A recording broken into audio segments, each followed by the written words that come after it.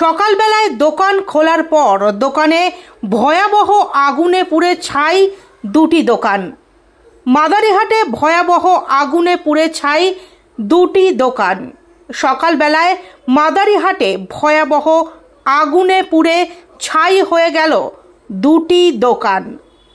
সকালবেলায় দোকান খুলে ব্লাড স্যাম্পেল আনতে যাচ্ছিলেন দোকানের মালিক চঞ্চল সূত্রধর। যেখান থেকে ব্লাড স্যাম্পেল সংগ্রহ করবেন সেখানে পৌঁছানোর আগেই তার কাছে ফোন যায় যে তার দোকানে ভয়াবহ আগুন লেগেছে। সঙ্গে সঙ্গে দোকানে ছুটে আসেন চঞ্চলবাবু।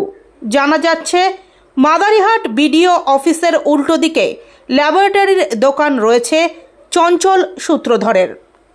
এই ভয়াবহ অগ্নিকাণ্ডে ল্যাব সহ পাশে থাকা প্রকাশ শীলের একটি সেলুন দোকানও পুড়ে ছাই হয়ে যায়। প্রথমে এলাকার স্থানীয় বাসিন্দারা আগুন নেভানোর কাজে হাত লাগান। পরে খবর পেয়ে ঘটনাস্থলে ছুটে আসে বীরপাড়া থেকে দমকলের একটি গাড়ি। দমকলের চেষ্টায় আগুন অন্যত্র ছড়িয়ে পড়ার আগেই নেভানো সম্ভব হয়। তবে সকালবেলায় দোকান খোলার পর কিভাবে দোকানে আগুন লাগলো সেই বিষয়টি এখনো পর্যন্ত স্পষ্ট নয়। ঘটনা খতিয়ে দেখছে মাদারিহাট থানার পুলিশ এবং দমকল আধিকারিকরা।